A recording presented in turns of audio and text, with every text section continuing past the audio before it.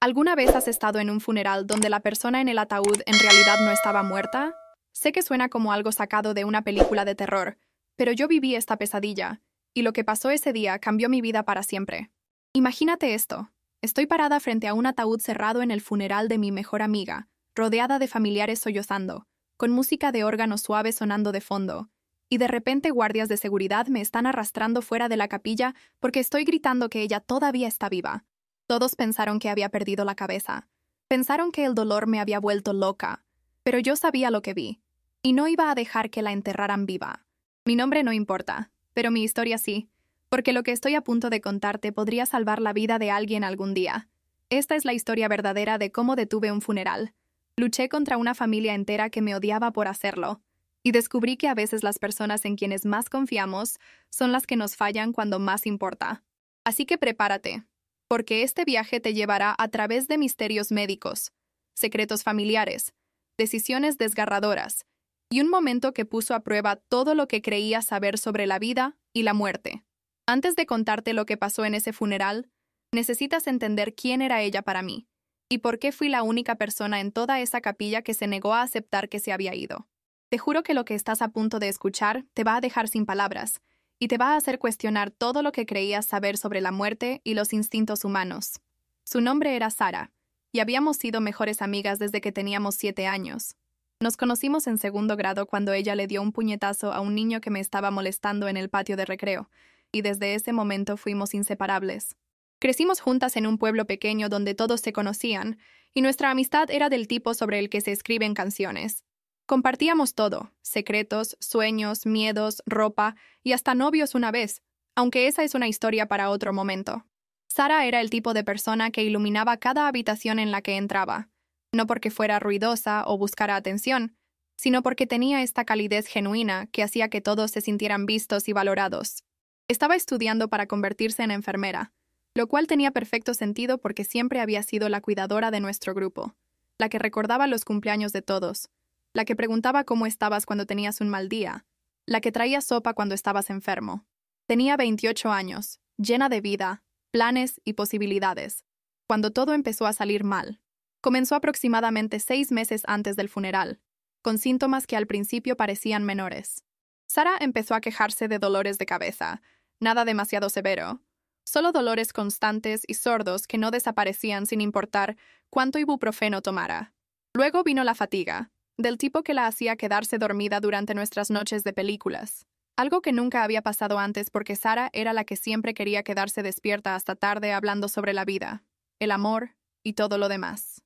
Recuerdo haberle preguntado si estaba bien, si tal vez debería ver a un médico, pero ella lo descartó de la manera en que lo hacen los jóvenes, cuando piensan que son invencibles.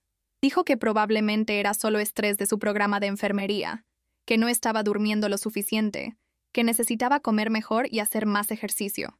Pero yo vi la preocupación en sus ojos, ese destello de miedo que intentaba ocultar detrás de su sonrisa. Dios mío, si hubiera sabido entonces lo que sé ahora. Los síntomas empeoraron durante los meses siguientes. Sara comenzó a tener mareos, momentos en los que simplemente se detenía a mitad de una oración y se agarraba de lo que estuviera cerca para mantener el equilibrio. Su familia también lo notó, especialmente su madre, que era una de esas personas sobreprotectoras que llamaba 17 veces al día y aparecía sin avisar con guisos y consejos no solicitados. Su madre insistió en que viera a un médico, y Sara finalmente aceptó, aunque me hizo prometer que iría con ella a la cita, porque estaba aterrada de lo que podrían encontrar.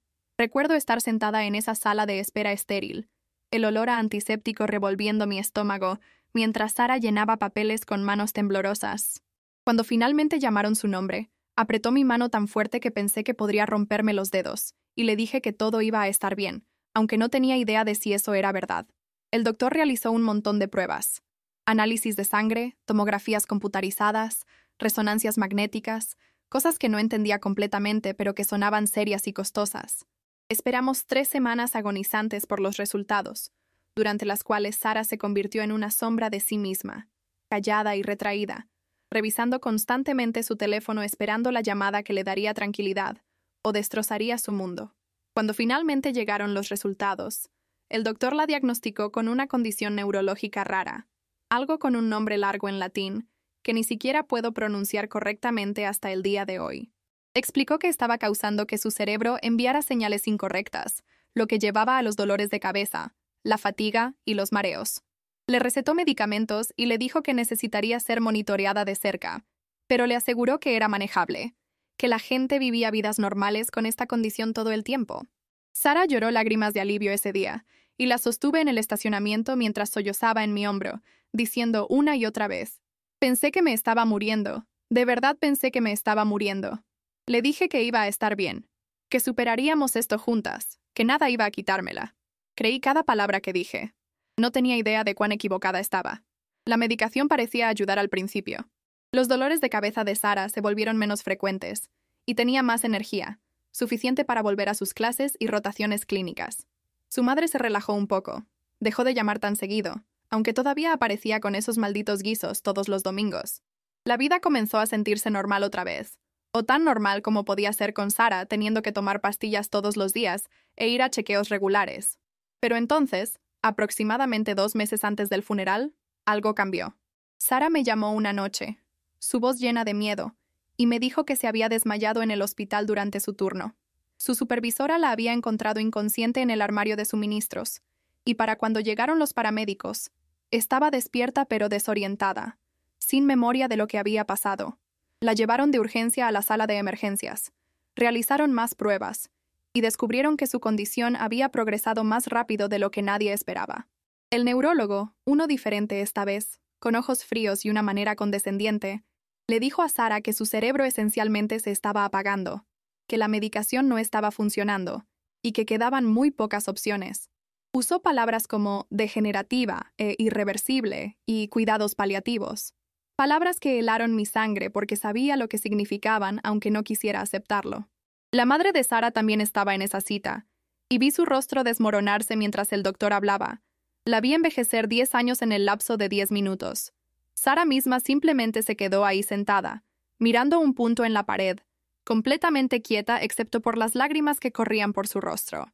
Quería gritarle al doctor, decirle que estaba equivocado, exigir una segunda opinión o una tercera o una centésima, pero Sara extendió la mano y tomó la mía y susurró: «Está bien». Sabía que algo estaba mal. Podía sentirlo. Ese fue el momento en que me di cuenta de que iba a perderla, y se sintió como si alguien hubiera metido la mano en mi pecho y arrancado mi corazón mientras aún latía. En serio, no le deseo ese dolor a nadie. Los siguientes 2 meses fueron una mezcla borrosa de visitas al hospital, tratamientos experimentales que no funcionaron y conversaciones sobre cosas que ninguna persona de 28 años debería tener que discutir. Sara hizo arreglos, el tipo de arreglos que haces cuando sabes que se te está acabando el tiempo. Escribió un testamento, planificó su funeral hasta la música y las flores, y pasó tanto tiempo como fue posible con las personas que amaba. Estuve con ella casi todos los días, viéndola deteriorarse de maneras que rompieron mi alma en pedazos. Perdió peso porque no podía retener comida. Su piel adquirió una palidez grisácea, y sus ojos, esos hermosos ojos verdes que solían brillar con picardía y alegría, se volvieron apagados y distantes. Pero a través de todo, Sara permaneció siendo ella misma en las formas que importaban. Hacía bromas cuando tenía energía, contaba historias sobre sus recuerdos favoritos de la escuela de enfermería, y me hizo prometer que viviría mi vida plenamente, que no dejaría que su muerte me hiciera tener miedo de tomar riesgos o amar a la gente. Hice esa promesa aunque no sabía cómo la mantendría. Una tarde, aproximadamente una semana antes de que supuestamente muriera, Sara y yo estábamos sentadas en su habitación, la misma habitación donde habíamos pasado innumerables pijamadas cuando éramos adolescentes, y me dijo algo que no entendí en ese momento pero que se volvería crucial más tarde. Dijo: «Me conoces mejor que nadie, incluso mejor que mi propia madre. Si algo no se siente bien, confía en tu intuición. Prométeme que confiarás en tu intuición». Prometí, sin saber qué quería decir, pensando que eran solo los medicamentos haciéndola decir cosas extrañas.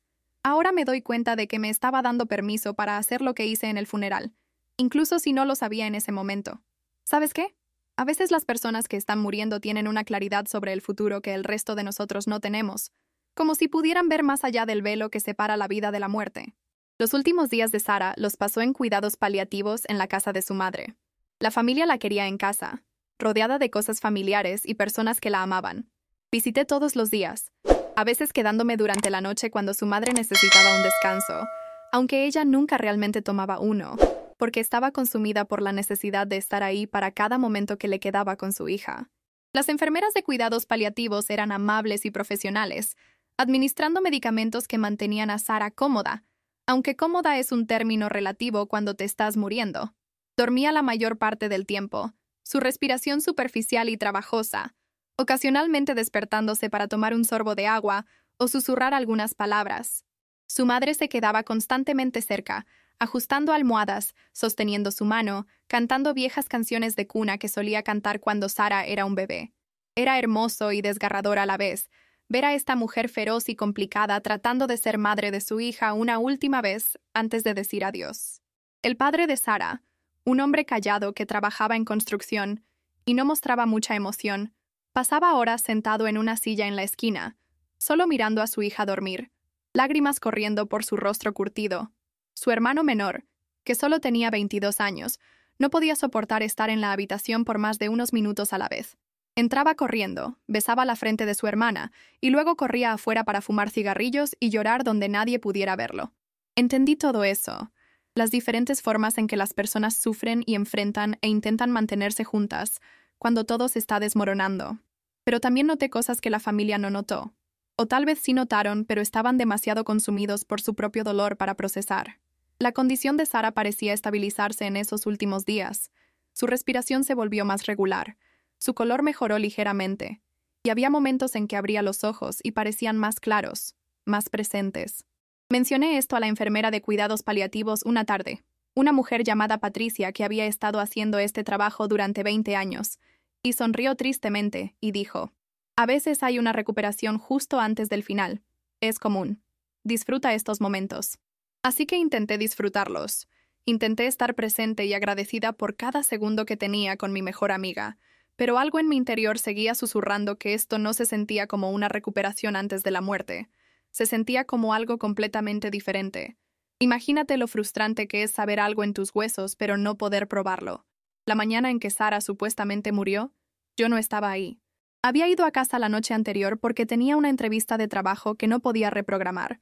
Algo de lo que me arrepentí en el momento en que escuché mi teléfono sonar a las 6:30 de la mañana. Era la madre de Sara, su voz espesa por las lágrimas, diciendo las palabras que había estado temiendo. Se fue. Sara falleció hace aproximadamente una hora. Se fue pacíficamente mientras dormía. Recuerdo dejar caer mi teléfono, el sonido de él golpeando el piso de mi baño, y luego este sonido animal saliendo de mí, este gemido crudo y gutural que no sonaba humano. Colapsé en el azulejo frío, sollozando tan fuerte que no podía respirar, sintiendo como si mi mundo entero acabara de terminar. Mi compañera de cuarto me encontró ahí 20 minutos después, todavía en el piso, y me sostuvo mientras lloraba y lloraba hasta que no quedaron lágrimas. Cuando finalmente me recompuse lo suficiente para hablar, llamé a la madre de Sara de vuelta y le pregunté si podía ir, si podía verla una vez más antes de que se la llevaran. Su madre dijo que sí, por supuesto, que Sara habría querido eso. Así que conduje hasta la casa, mis manos temblando tan mal que apenas podía sostener el volante, mi visión borrosa por las lágrimas que no dejaban de caer. Cuando llegué ya había autos en la entrada, miembros de la familia reuniéndose para apoyarse mutuamente y hacer arreglos. La madre de Sara me recibió en la puerta y me abrazó fuertemente, ambas llorando, ambas tratando de consolarnos aunque no había consuelo que encontrar. Me llevó arriba a la habitación de Sara, donde el cuerpo todavía estaba en la cama, cubierto con una sábana blanca hasta el pecho. Caminé lentamente, mis piernas sintiéndose como si estuvieran hechas de plomo, y miré hacia abajo al rostro de mi mejor amiga. Se veía en paz, sus rasgos relajados, sin más dolor ni lucha. Pero mientras estaba ahí parada, mirándola fijamente, esa sensación en mi interior regresó, más fuerte que antes. Algo estaba mal. No podía señalar exactamente qué, pero cada instinto que tenía estaba gritando que esto no estaba bien. Te juro por Dios que sentí algo que no puedo explicar con palabras, como si su alma todavía estuviera ahí, atrapada entre dos mundos. Pasé aproximadamente 10 minutos a solas con el cuerpo de Sara, sosteniendo su mano, hablándole como si todavía pudiera escucharme, diciéndole cuánto la amaba y cuánto la iba a extrañar. Su mano se sentía fría pero no helada, y cuando toqué su brazo, la piel todavía tenía algo de elasticidad.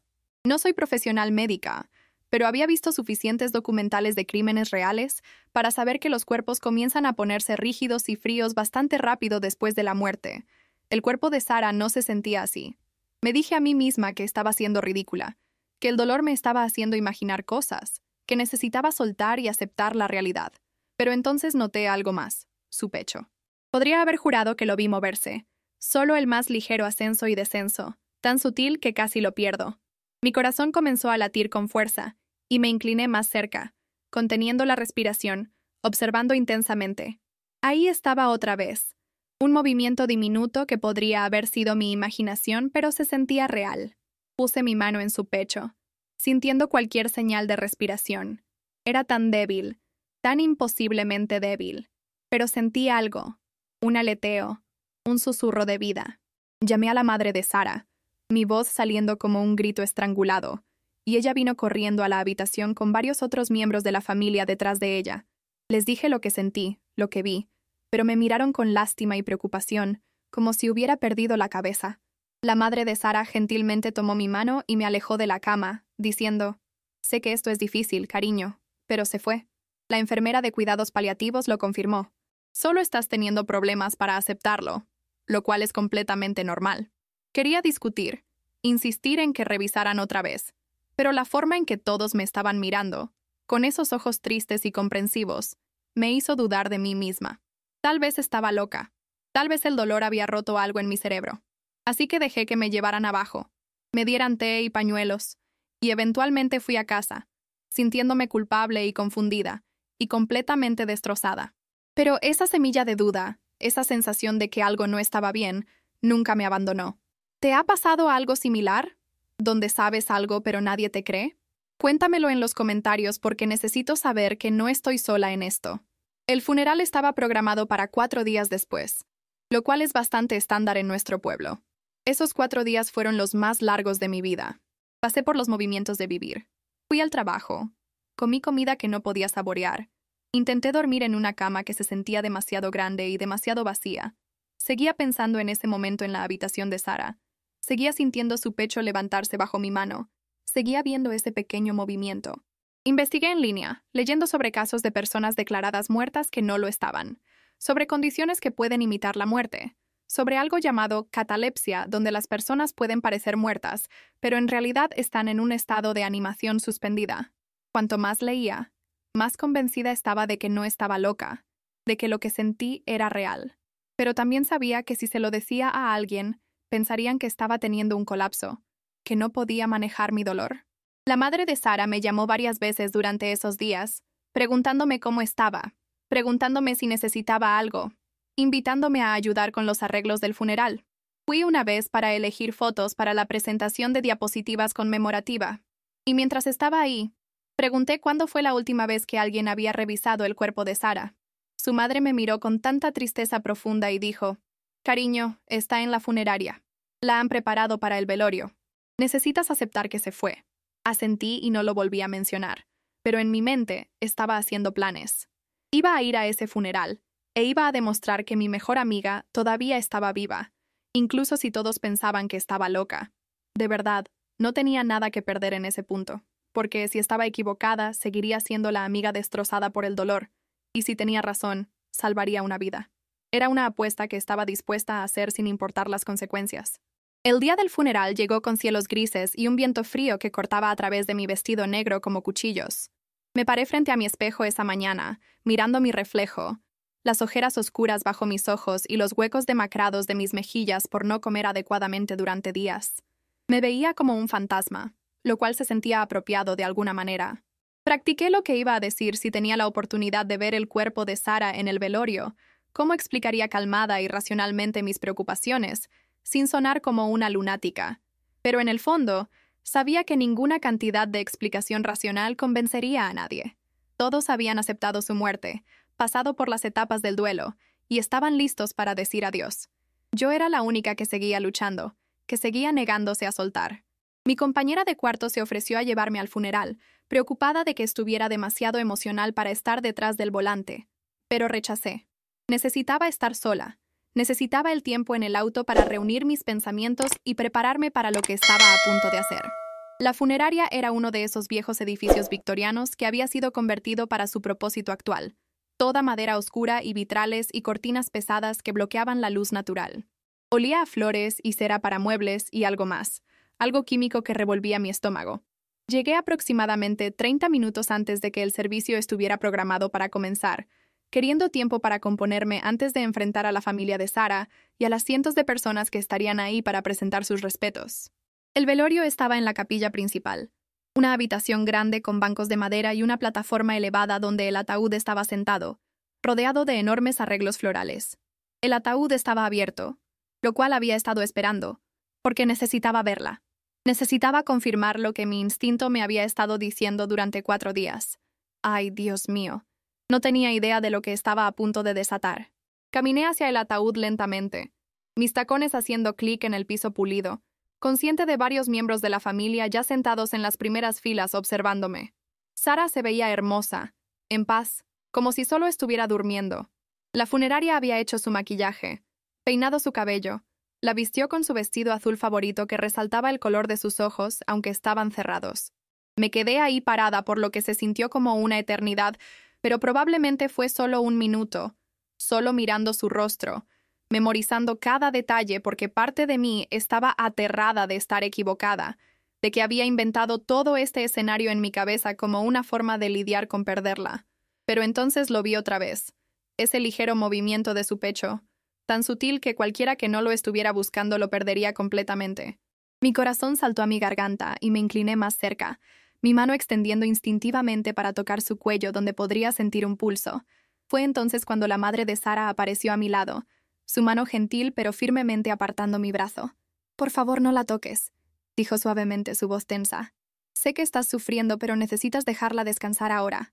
Me volví para mirarla, a esta mujer que había sido como una segunda madre para mí durante 20 años, y dije algo que nunca pensé que le diría. «No está muerta. Puedo verla respirar». Las palabras colgaron en el aire entre nosotras, y vi su rostro transformarse de simpatía a preocupación a algo que parecía casi como enojo. Miró alrededor nerviosamente, consciente de que otras personas estaban comenzando a llegar y que estábamos atrayendo atención. «Necesitas parar esto», susurró con dureza. «Sé que la amabas, pero esto no es saludable. Estás haciendo una escena». Pero no podía parar, no pararía, porque sabía lo que vi y sentí, y no iba a dejar que pusieran a mi mejor amiga en la tierra mientras todavía estaba viva. En serio, ¿qué harías tú en esa situación? ¿Te quedarías callado o lucharías por lo que sabes que es verdad? Levanté mi voz, no exactamente gritando, pero lo suficientemente fuerte como para que todos en la capilla pudieran escucharme. Alguien necesita revisar su pulso, revisar su respiración. No está muerta. La reacción fue inmediata y abrumadora. El padre de Sara se levantó de su asiento en la primera fila, su rostro rojo de ira y dolor, y comenzó a caminar hacia mí con puños cerrados. El hermano de Sara agarró su brazo, deteniéndolo, mientras su madre intentaba alejarme del ataúd. Otros miembros de la familia estaban de pie ahora, algunos llorando, algunos luciendo confundidos, algunos claramente pensando que había perdido la cabeza. El director de la funeraria, un hombre delgado en un traje caro que probablemente lidiaba con familiares afligidos todo el tiempo, se acercó rápidamente y preguntó con una voz calmada y profesional si me gustaría salir afuera para tomar aire. Sacudí mi cabeza violentamente, clavando mis tacones en el suelo, negándome a ser removida de la capilla.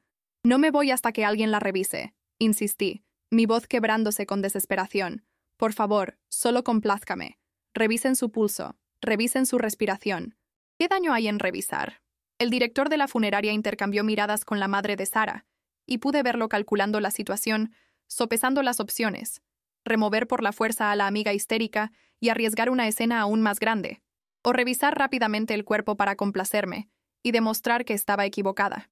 Eligió lo segundo, probablemente pensando que sería la forma más rápida de resolver la situación.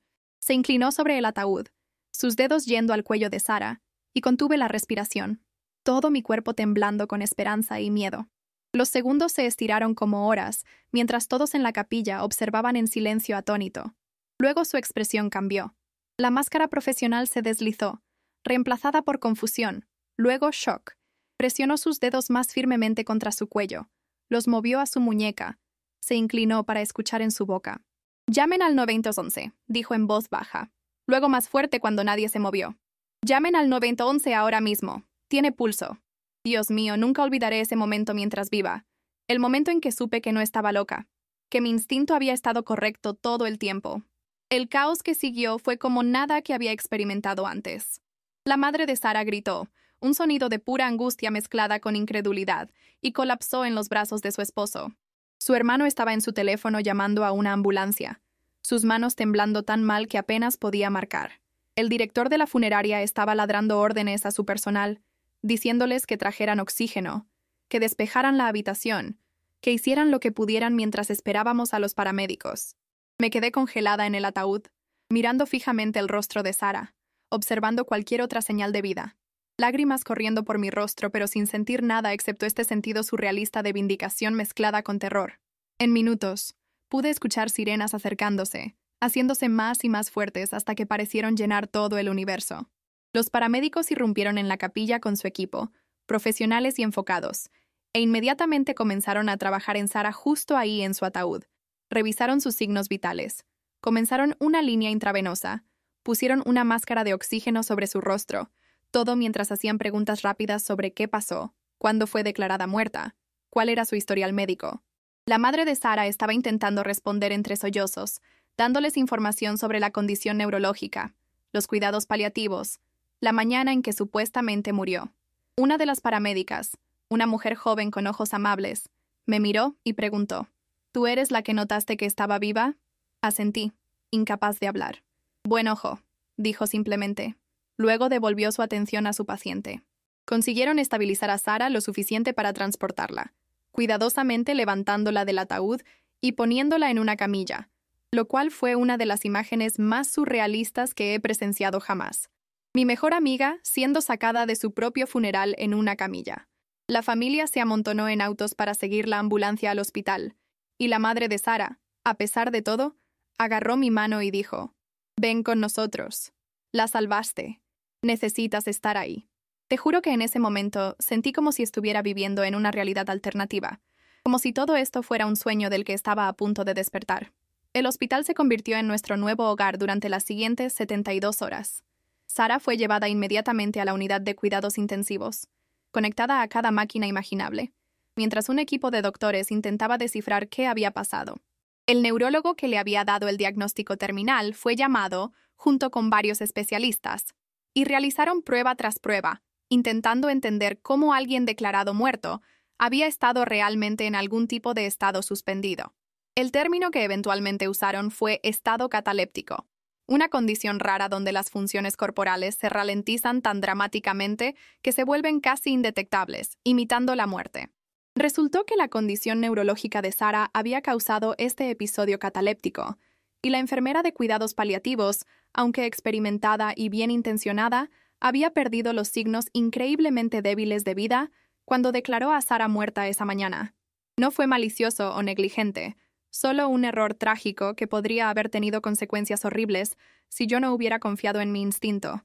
Sara permaneció inconsciente durante 2 días, y durante ese tiempo, su familia y yo mantuvimos una vigilia constante junto a su cama.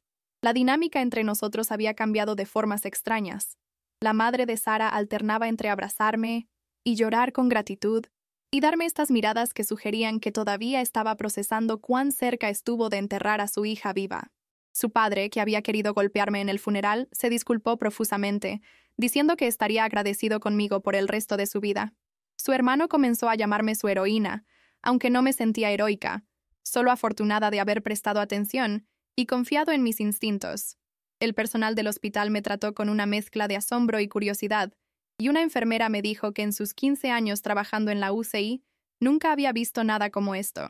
La historia se extendió rápidamente por nuestro pueblo pequeño, y mi teléfono estaba inundado de llamadas y mensajes de personas queriendo saber si los rumores eran ciertos, si Sara realmente había estado viva en su propio funeral.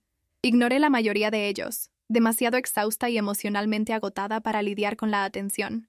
Imagínate lo que es convertirte en una especie de leyenda local de la noche a la mañana, no por algo que planeaste, sino solo por confiar en lo que sentías en tu corazón. En el tercer día, Sara despertó. Estaba en su habitación cuando pasó, sentada en una silla junto a su cama, sosteniendo su mano y leyendo en voz alta de su libro favorito, como solía hacer cuando éramos niñas teniendo pijamadas.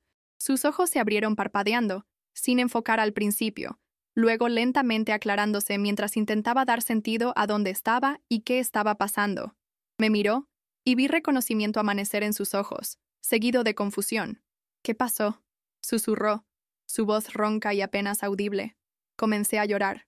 No pude evitarlo, y le conté todo. Cómo todos pensaron que estaba muerta, cómo habían planeado su funeral, cómo yo había sentido que algo estaba mal y me negué a rendirme. Escuchó con ojos muy abiertos, agarrando mi mano más y más fuerte, mientras la historia se desarrollaba. Cuando llegué a la parte sobre ellos encontrando su pulso en el funeral, jadeó, y lágrimas comenzaron a rodar por sus mejillas. «Me impediste que me enterraran», dijo, su voz quebrándose. «Literalmente salvaste mi vida», asentí, incapaz de hablar más allá del nudo en mi garganta. Su madre entró en la habitación entonces, habiendo sido llamada por una de las enfermeras, y la reunión entre ellas fue una de las cosas más hermosas y desgarradoras que he presenciado. Se abrazaron y lloraron, ambas diciendo «te amo» una y otra vez, compensando los días que pensaron que nunca llegarían a decirse esas palabras mutuamente otra vez. La recuperación de Sara fue lenta, pero constante. Los doctores ajustaron sus medicamentos, trajeron nuevos especialistas y desarrollaron un plan de tratamiento que realmente abordaba su condición neurológica adecuadamente esta vez. Le dijeron que aunque la condición era todavía seria, era manejable, y con el cuidado correcto podría vivir una vida relativamente normal. El episodio cataléptico había sido una ocurrencia única desencadenada por una combinación específica de factores, y ahora que sabían qué buscar, podían prevenir que volviera a pasar. De verdad, fue como un milagro médico, como si Dios o el universo o lo que sea que esté ahí afuera nos hubiera dado una segunda oportunidad. Las consecuencias de todo lo que pasó en el funeral se extendieron por nuestro pueblo, y más allá de maneras que nunca anticipé. La historia llegó a las noticias locales, luego las noticias regionales, y eventualmente se volvió viral en las redes sociales con titulares como «Mujer despierta en su propio funeral» y «La intuición de mejor amiga salva a mujer de ser enterrada viva». La compañía de cuidados paliativos que había empleado a la enfermera que declaró a Sara muerta enfrentó escrutinio y eventualmente implementó nuevos protocolos para verificar la muerte, incluyendo segundas revisiones obligatorias y periodos de observación más largos. La enfermera misma se acercó a Sara y su familia para disculparse, y aunque fue una conversación incómoda y emocional, Sara la perdonó, entendiendo que había sido un error honesto hecho en una situación donde la muerte parecía inevitable. El equipo médico de Sara también usó su caso como una oportunidad de enseñanza, escribiéndolo para revistas médicas y presentándolo en conferencias como un ejemplo de cómo las condiciones neurológicas raras a veces pueden presentarse de formas inesperadas.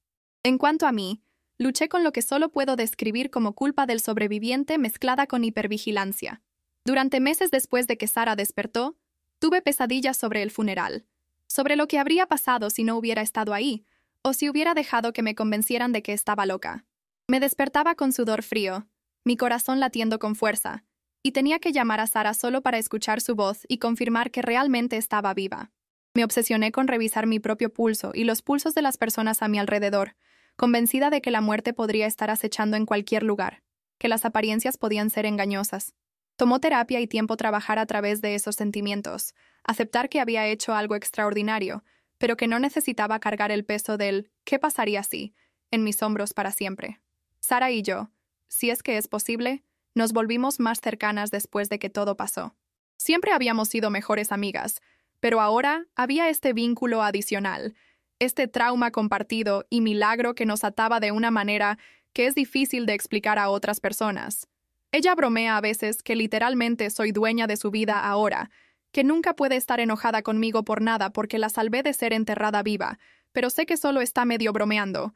La verdad es, ambas cargamos el peso de ese día con nosotras, y siempre lo haremos. ¿Has tenido alguna vez una experiencia que cambió fundamentalmente quién eres? Cuéntame en los comentarios porque me encantaría saber cómo otras personas han lidiado con momentos que alteran la vida. Sara hizo una recuperación completa, o tan completa como alguien con su condición puede hacer. Terminó su programa de enfermería, pasó sus exámenes y obtuvo su licencia, determinada a usar su experiencia para ayudar a otros. Se especializa ahora en cuidados paliativos, lo cual podría parecer irónico dado lo que le pasó, pero dice que tiene perfecto sentido porque entiende mejor que la mayoría lo que los pacientes y las familias atraviesan al final de la vida. Es una defensora de mejores procedimientos de verificación de muerte y da charlas en escuelas de medicina sobre su experiencia, mostrando a futuros proveedores de atención médica que incluso cuando la muerte parece cierta, siempre hay espacio para una revisión más, una verificación más. Su relación con su familia sanó con el tiempo, aunque tomó un tiempo para que todos procesaran el trauma de casi perderla 2 veces, una vez por su condición y una vez por un error médico. Su madre desarrolló una relación cercana conmigo, más cercana que antes, y le dice a todos que soy la hija que nunca supo que necesitaba, lo cual siempre me hace llorar. El padre de Sara, ese callado trabajador de construcción que no podía mostrar emoción, ahora me abraza cada vez que me ve y me llama su ángel. Su hermano y yo nos volvimos buenos amigos, unidos por la experiencia compartida de luchar para salvar a alguien que amábamos.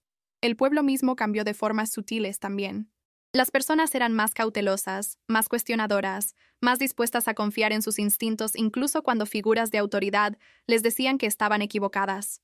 La funeraria actualizó sus procedimientos, el hospital local trajo especialistas para entrenar al personal sobre condiciones raras, y había una conciencia general de que el conocimiento médico no es infalible, que a veces la persona que más te ama puede ver lo que los profesionales pierden.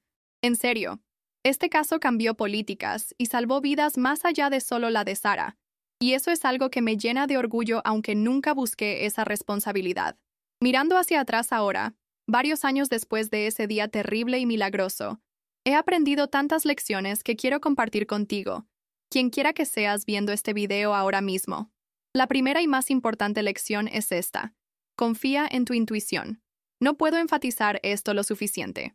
Vivimos en un mundo que valora la experiencia y las credenciales, y deberíamos respetar a los profesionales médicos y su conocimiento, pero también necesitamos recordar que conocemos a nuestros seres queridos de formas que ningún doctor jamás lo hará. Yo conocía a Sara, conocía su cuerpo y su presencia y su energía, y alguna parte de mí, alguna parte instintiva profunda, reconoció que no se había ido incluso cuando todo lo lógico decía que sí. Si hubiera escuchado las voces racionales diciéndome que estaba loca, si hubiera dejado que la vergüenza o el miedo de verme tonta me detuvieran de hacer una escena en ese funeral, mi mejor amiga estaría muerta. Así que por favor, si alguna vez te encuentras en una situación donde algo se siente mal, donde tus instintos te están gritando que la historia oficial no es correcta, escúchate a ti mismo. Lo peor que puede pasar es que estés equivocado y te veas tonto. Lo mejor que puede pasar es que salves una vida. La segunda lección que aprendí es sobre la naturaleza de la muerte misma, y cuánto no entendemos sobre la transición entre la vida y la muerte. El caso de Sara no es único. Hay instancias documentadas a lo largo de la historia de personas siendo declaradas muertas que no lo estaban, de cuerpos siendo exhumados y mostrando señales de que la persona había despertado en su ataúd y tratado de escapar. Es un escenario de pesadilla en el que la mayoría de nosotros no queremos pensar, pero la realidad es que la muerte no siempre es tan clara como creemos. La ciencia médica ha avanzado mucho, pero todavía hay misterios, todavía casos extremos, todavía situaciones donde la línea entre la vida y la muerte se vuelve borrosa. Esto debería hacernos más cautelosos, más minuciosos, más dispuestos a revisar doble y triple antes de tomar decisiones irreversibles. La tercera lección es sobre el poder de la defensa y la persistencia. Si hubiera retrocedido cuando la familia de Sara me dijo que estaba equivocada, si hubiera dejado que me removieran de la capilla sin hacer suficiente escena para forzar a alguien a revisar su pulso, ella habría muerto. A veces ser educado y respetuoso no es la elección correcta. A veces tienes que estar dispuesto a ser grosero, a ser persistente, a hacer que las personas se sientan incómodas, porque las apuestas son demasiado altas para preocuparse por las cortesías sociales. Esto se aplica a tantas áreas de la vida, más allá de emergencias médicas.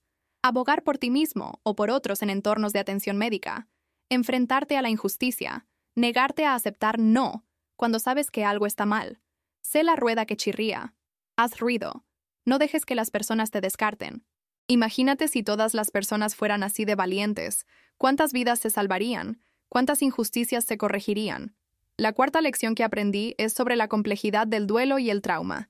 Todos en la familia de Sara, y Sara misma, y yo, todos tuvimos que procesar lo que pasó a nuestras propias maneras y en nuestro propio tiempo. No hay una forma correcta de sentir después de algo como esto. La madre de Sara sintió culpa por no notar ella misma que su hija todavía estaba viva, aunque no había forma de que pudiera haberlo notado. El padre de Sara sintió rabia hacia el sistema médico que falló a su hija. Su hermano sintió confusión sobre cómo reconciliar el duelo que ya había procesado con la alegría de tener a su hermana de vuelta. Sara misma luchó con el conocimiento de que había estado tan cerca de ser enterrada viva, y tuvo pesadillas durante años después sobre despertar en oscuridad, atrapada en un ataúd bajo tierra. Yo tuve mis propios problemas con hipervigilancia y ansiedad y una especie de complejo de salvador donde me sentía responsable por la seguridad de todos. Todas estas reacciones fueron válidas, y todos necesitamos diferentes tipos de apoyo para sanar. Si estás atravesando algo traumático, por favor no te juzgues a ti mismo por cómo estás respondiendo. Obtén ayuda, habla con profesionales, apóyate en tu sistema de apoyo y date gracia. La quinta lección es sobre la importancia de la defensa médica y la reforma. El caso de Sara llevó a cambios reales en cómo se verifica la muerte en nuestra área, y esos cambios han salvado potencialmente otras vidas. Cuando algo sale mal en el sistema médico, es fácil solo estar agradecido por la resolución y seguir adelante, pero tenemos una responsabilidad de impulsar mejoras sistémicas para que otros no pasen por la misma pesadilla. Sara ha sido increíblemente valiente al contar su historia públicamente, al trabajar con escuelas de medicina y organizaciones de cuidados paliativos, al ser vulnerable sobre su experiencia para que los proveedores de atención médica puedan aprender de ella. Ese es el tipo de coraje que cambia el mundo de formas pequeñas pero significativas. Y finalmente, la lección más personal que aprendí es esta. El amor es la fuerza más poderosa en el universo. Fue el amor lo que me hizo notar que Sara todavía estaba viva cuando nadie más lo hizo. Fue el amor lo que me dio el coraje de hacer una escena en su funeral, de arriesgar verme demente, de luchar contra una habitación entera de personas que pensaban que estaba equivocada. Fue el amor lo que me mantuvo a su lado durante su recuperación, lo que ayudó a su familia a sanar, lo que transformó una tragedia en un milagro. Vivimos en un mundo que a menudo se siente frío y desconectado, donde las personas están enterradas en sus teléfonos y redes sociales y olvidan realmente verse unos a otros. Pero momentos como lo que pasó en ese funeral nos recuerdan que la conexión humana real y profunda, literalmente puede salvar vidas. De verdad, el amor es más fuerte que la muerte misma, y lo viví de primera mano. Así que aquí está lo que quiero que te lleves de mi historia. Y aquí es donde necesito que te involucres con este contenido, porque es tan importante. Primero, quiero que comentes abajo y me digas, ¿has tenido alguna vez un momento donde confiaste en tu intuición contra todas las probabilidades? ¿Has sabido algo en tus huesos incluso cuando todos a tu alrededor dijeron que estabas equivocado? Comparte tus historias porque genuinamente quiero escucharlas, y creo que todos podemos aprender de las experiencias de los demás con la intuición y el instinto. Segundo, quiero que entiendas algo crucial. Esta historia no es solo entretenimiento, aunque espero que te haya mantenido enganchado. Esta historia es una lección que podría salvar a alguien que amas algún día. Entender que la muerte no siempre es tan definitiva como pensamos. Saber que los profesionales médicos pueden cometer errores. Aprender a confiar en tus instintos incluso cuando es incómodo. Todas estas son herramientas que podrías necesitar usar en tu propia vida. Así que tómalo en serio. Comparte este video con personas que amas. Habla sobre él. Deja que cambie cómo abordas situaciones donde algo se siente mal. Tercero, si esta historia te tocó de alguna manera, si te hizo sentir algo o pensar sobre algo diferente, por favor deja un like en este video. Sé que suena como algo tonto de pedir después de compartir algo tan intenso, pero los likes ayudan a que esta historia llegue a más personas, y cuantas más personas escuchen este mensaje sobre confiar en sus instintos y abogar por sus seres queridos, mejor. Tu like podría ser la razón por la que este video alcanza a alguien que necesita escucharlo cuando está enfrentando su propia situación imposible. Cuarto, necesito que te suscribas a Desde mi Mirada, porque este canal está dedicado a compartir historias reales de personas reales que han vivido circunstancias extraordinarias. Cada historia aquí tiene lecciones, tiene momentos de coraje humano y resiliencia, tiene algo que puede cambiar tu perspectiva o equiparte con conocimiento que podrías necesitar algún día. Al suscribirte, no solo estás apoyando un canal, te estás uniendo a una comunidad de personas que creen en el poder de las historias reales para educar, inspirar y transformar. Y por favor, activa la campanita de notificaciones, porque no quieres perderte la próxima historia. Algunas de estas historias son sobre supervivencia contra probabilidades imposibles. Algunas son sobre enfrentarse a la injusticia. Algunas son sobre misterios médicos como el de Sara. Y todas valen tu tiempo. Quinto, y finalmente, quiero dejarte con este pensamiento. En un mundo donde es fácil sentirse impotente, donde los sistemas en los que confiamos a veces nos fallan, donde la tragedia puede golpear sin advertencia. Recuerda que tienes más poder del que piensas. Tienes tus instintos, tu voz, tu disposición a levantarte y luchar por lo que es correcto incluso cuando es aterrador. Tienes tu amor por las personas a tu alrededor, y ese amor puede mover montañas, puede ver lo que otros pierden, puede cambiar el final de historias que parecían ya escritas. Sara está viva hoy porque confié en esas cosas, porque estuve dispuesta a verme loca, porque valoré su vida más de lo que valoré mi propia comodidad o reputación. No soy especial, no soy una heroína, solo soy alguien que amó a su mejor amiga lo suficiente para luchar por ella. Y tú puedes hacer lo mismo por las personas que amas. Así que mantente vigilante, mantente conectado, confía en ti mismo y nunca te rindas con las personas que te importan. Gracias por ver, gracias por preocuparte por la historia de Sara, y te veré en el próximo video. Recuerda comentar, dar like, suscribirte a Desde mi Mirada y activar esa campanita. Tu participación podría salvar una vida. Hasta la próxima, y que siempre confíes en esa voz interior que te dice cuando algo no está bien, porque esa voz podría ser la diferencia entre la vida y la muerte para alguien que amas.